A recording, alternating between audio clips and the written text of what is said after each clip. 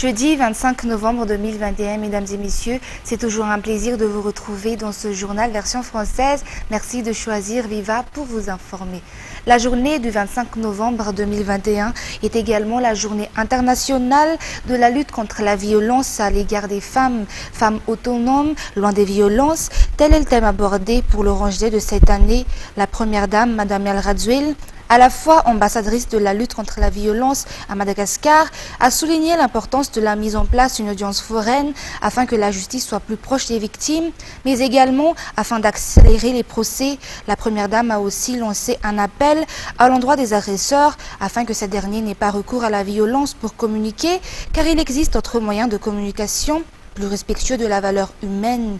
La stratégie de l'association FITI s'avère efficace dans le cadre de la lutte contre la violence, notamment les formations pour des activités génératrices de revenus, pour assurer l'autonomie financière de ces femmes victimes de violences, mais surtout pour assurer leur réinsertion sociale. La première dame a également alerté le ministre de la Justice afin que ne soit pas tolérée la justice faite à l'endroit des victimes. Toujours concernant cette actualité, conformément à la sollicitation de la première dame, Madame El Radzouel, un nouveau projet sera mis en place en collaboration avec le ministère de la Justice. Il s'agit des audiences foraines qui seront des tribunaux dans les zones isolées et lointaines. Le principal but est d'accélérer les procès, mais également afin que les institutions publiques puissent se rapprocher des femmes victimes de violences.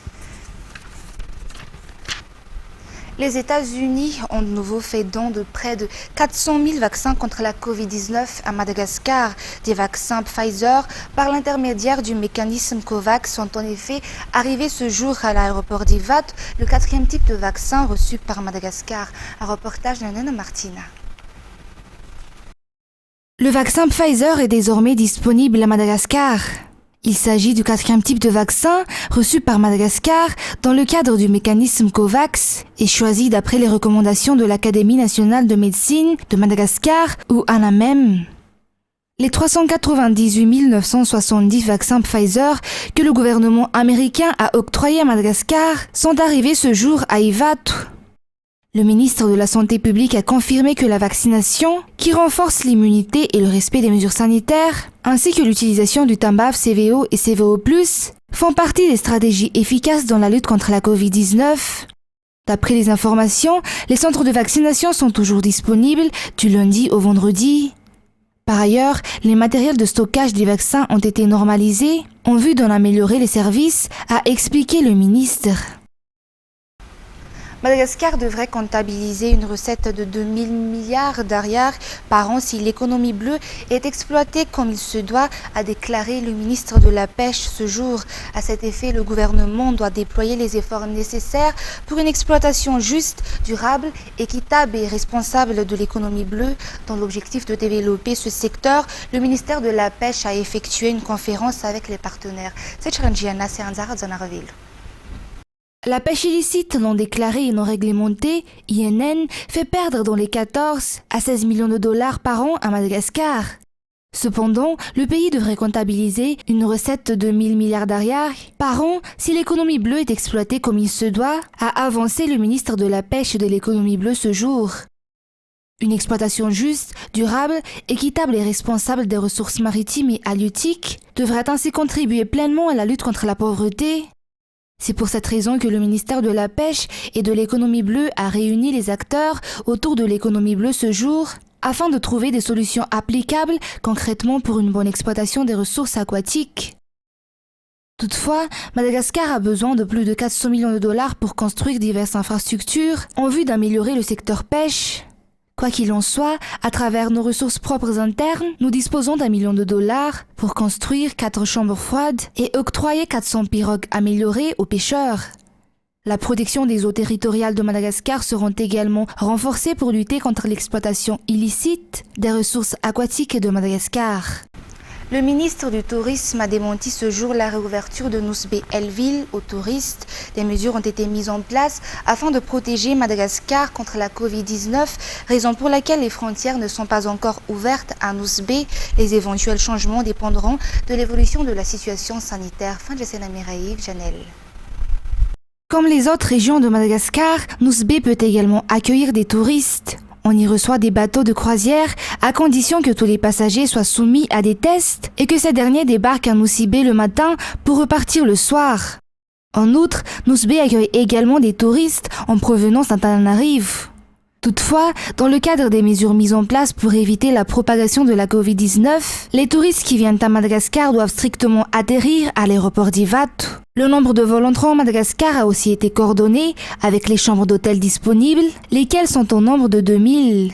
Par ailleurs, il n'y a que 2 vols par semaine, et quoi qu'il en soit, la réouverture des frontières, notamment à Nosy-Be, dépend de l'évolution de la pandémie. La suspension des vols en provenance de l'île Maurice s'inscrit aussi dans le cadre des mesures mises en place par le gouvernement dans la lutte contre la Covid-19. Le centre médical à Kanra Salam a été inauguré aujourd'hui. Le centre est géré par l'association à Kanra Salam avec l'église FJKM Mbouiputi, un don du gouvernorat d'Analamangue pour l'église. Ce centre de santé est ouvert à tous et propose de sortes d'offres sanitaires. Reportage. Centre médical à Kanra Salam, un centre de santé de base qui offre des activités de santé, des activités curatives et des activités préventives. Selon le docteur Liliane Andjiamananouni, présidente du conseil d'administration de l'association Kanra Salam, premier responsable du centre, ces activités curatives constituent les activités de base comme la consultation générale, la consultation spécialisée et la surveillance de courte durée, soit 72 heures, car en tant que centre médical, seule une consultation de 72 heures est permise. Il y a aussi la consultation préventive qui constitue, entre autres, la consultation prénatale et postnatale, les visites médicales pour adultes et enfants, la contraception, la vaccination et la prise en charge des femmes et des enfants. Le gouvernorat d'Analamangue a fait don de ce centre médical à l'association Kanra Salam et pour l'église FJKM Mbouiputi Ndwalu. Le centre médical collabore également avec divers partenaires locaux et étrangers, mais aussi le ministère de la Santé publique. Selon le gouverneur de la région Analamangue, son département est ouvert à toute collaboration dans tous les domaines pour promouvoir les activités de l'État qui visent le social de la population. Le domaine de la santé en fait partie car cela reste une priorité pour l'État de développer la santé pour tous. Ainsi, ce centre médical a été inauguré aujourd'hui par le gouverneur de la région Analamangue et les responsables de l'église avec la présidente du conseil d'administration de l'association Kanra Salam. Un mois après sa descente pour y voir la situation, le ministre des Travaux publics a lancé officiellement les travaux de réhabilitation de la route d'Itos aujourd'hui, plus précisément du tronçon reliant Njamnawoch à la commune rurale d'Ambava-Toukan. Les travaux durant 1 mois et demi, un reportage de Natera Koudmav et de Kevin Ravoniarson. Cela fait des années que cette portion de route est dans cet état, raison pour laquelle la population n'a cessé de demander sa réhabilitation. Le ministre des Travaux publics y a répondu et les travaux de réparation de cette route reliant Njamnawoch à Itos et la commune rurale d'Ambava-Toukan dans le district d'Antsimjan a débuté ce jour. Le député élu dans ce district a souligné l'impatience de la population mais également la satisfaction de cette dernière. Nous avions demandé la réparation d'1 kilomètre mais aujourd'hui, le ministre a décidé de réhabiliter plus de 2 kilomètres pour la plus grande joie des habitants d'Itos. Nous espérons que d'autres infrastructures soient érigées dans notre circonscription. Ainsi, 2,350 km de route seront réhabilités à partir d'aujourd'hui pour une durée de 36 jours. Les travaux attribués à l'entreprise Magic doivent être effectués rapidement pour ne pas aggraver les embouteillages sur cet axe. Selon les explications, les normes de construction seront respectées avec notamment des canaux d'évacuation. Selon le ministre des Travaux publics, Jerry Hatchefnjazen, cette route dessert plusieurs communes, ce qui fait de sa réhabilitation une priorité étant donné son impact sur le quotidien de la population. Les travaux sont financés à travers les ressources propres internes du ministère. 80% des élèves qui se sont orientés vers l'enseignement technique intègrent directement le monde du travail après le baccalauréat, selon le proviseur du lycée technique d'Amboujachim ce jour. La ministre de l'enseignement technique et de la formation professionnelle, quant à elle, atteste de la compétence des sortants de l'enseignement technique. À cet effet, le salon des métiers de formation professionnelle qui a débuté ce jour au lycée technique et professionnel LTP d'Alarbi constitue un soutien dans l'emploi des jeunes. Par ailleurs, ce salon concorde avec la vision du régime actuel qui est de réduire le taux de chômage des jeunes. Reportage de fin de Jessena Mireille sur les images de Yves Janel. Les jeunes ayant opté pour l'enseignement technique sont embauchés par les entreprises privées. D'autres encore se lancent dans l'entrepreneuriat après leurs 3 années d'études. Et près de 20% choisissent de poursuivre les études après avoir obtenu le baccalauréat technique. Aider les jeunes à intégrer le monde professionnel fait partie des visions du régime actuel, a expliqué la ministre de l'Enseignement technique et de la formation professionnelle. Ainsi, en vue de réduire le taux de chômage des jeunes, le Salon des métiers et formations professionnelles a commencé ce jour au lycée technique et professionnel LTP Al-Arbi pour une durée de 3 jours. Sur le plan sportif, 16 équipes s'affronteront dans le cadre du Pro League, le championnat de Madagascar de première division de football pour la saison 2021-2022. En effet, suite aux décisions de l'Association des clubs de football élite de Madagascar, les 13 clubs de la dernière saison seront maintenus et seront rejoints par les 2 équipes de la deuxième division promues, ainsi que par le club CFFA Andouran Foots qui a récemment représenté Madagascar lors de la compétition africaine. Le championnat Pro League 2021-2022 débutera le 4 décembre prochain. Les clubs AS Fan Alamangue et JFC Touliar, promus de la deuxième division, ainsi que le club CFFA Andouran Foots, s'ajouteront aux 13 équipes de la dernière saison de Pro League qui s'affronteront lors du championnat de Madagascar de première division de football 2021-2022.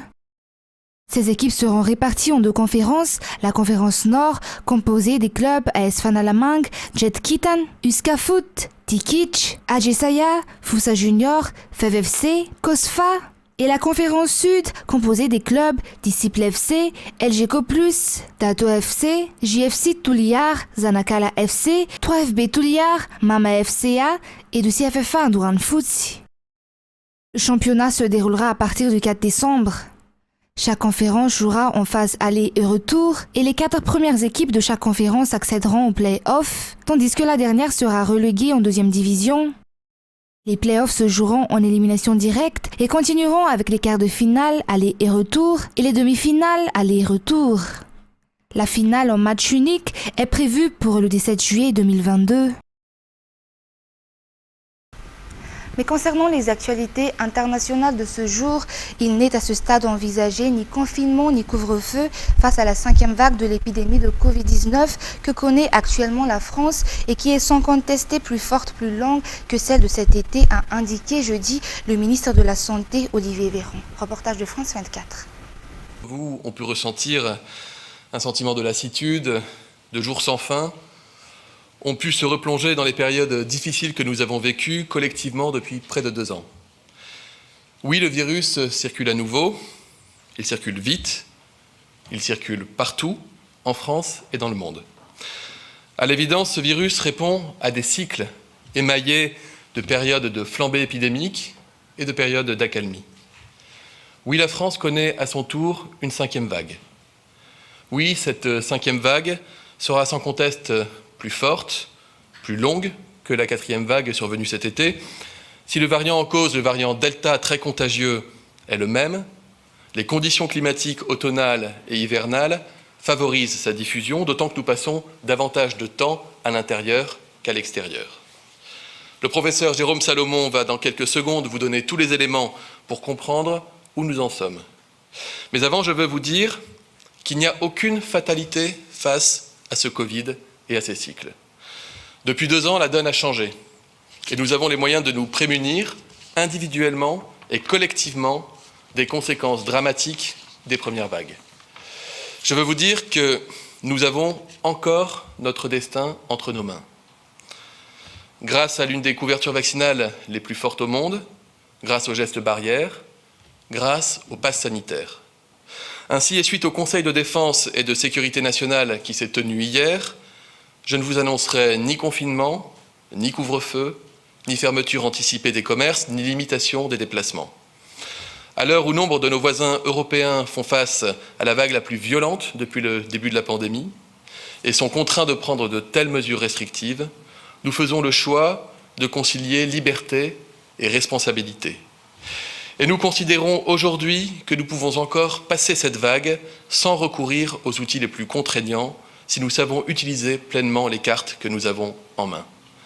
Je vous présenterai dans quelques minutes les décisions qui ont été prises par le président de la République pour protéger les Français. Puis le ministre de l'Éducation nationale abordera la question des écoles. Mais avant tout, professeur Salomon, je vous laisse la parole.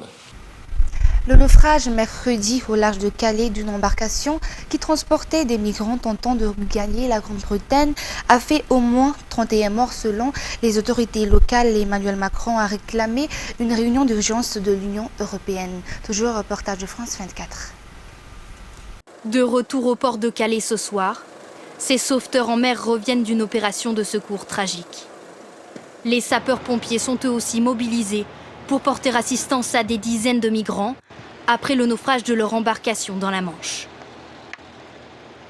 Vers 14h cet après-midi, un pêcheur signale la découverte d'une quinzaine de corps flottant au large de Calais. 3 navires de la Marine nationale, de la gendarmerie et des sauveteurs en mer sont dépêchés sur place, ainsi qu'un hélicoptère de la Marine nationale et des sauveteurs britanniques. Les corps de 27 personnes ont été repêchés. Au même moment, de l'autre côté de la Manche, les sauveteurs anglais secouraient d'autres embarcations. Depuis le début de l'année, 31 500 migrants ont tenté de rejoindre l'Angleterre par bateau. La maire de Calais se dit résignée. On est sur le drame humain et que voilà, il faut vraiment considérer que Calais aujourd'hui est une ville frontière et qu'elle doit mettre des dispositifs pour empêcher en fait ces passages qui n'amènent qu'à la mort malheureusement. Les associations, elles, considèrent qu'il faut sécuriser les passages. Nous demandons depuis des années avec beaucoup d'ONG des passages sûrs et des voies sécurisées pour les exilés. Tant qu'on n'aura pas ça, on peut imaginer que le drame qu'on vient de vivre à Calais va se répéter dans les mois et dans les semaines qui viennent. Le ministre de l'Intérieur, Gérald Darmanin, est attendu sur place ce soir. Le parquet de Dunkerque a ouvert une enquête. 3 Américains blancs ont été reconnus coupables mercredi du meurtre du jogger afro-américain Ahmaud Arbery qu'ils avaient poursuivi puis abattu en février 2020 dans l'État de Géorgie à l'issue d'un procès marqué par la question du racisme. Reportage. À la lecture du verdict, les visages se ferment. Les 3 hommes blancs jugés pour le meurtre de l'Afro-Américain Ahmaud Arbery sont reconnus coupables. Ils encourent la prison à perpétuité. L'épilogue de 11 heures de délibéré dans cette affaire qui a secoué les États-Unis à l'été 2020. À la sortie du tribunal, les proches du jeune jogger décédé sont accueillis triomphalement par la foule, des parents endeuillés et épuisés après un long combat judiciaire. I never thought this day would come, but God is good.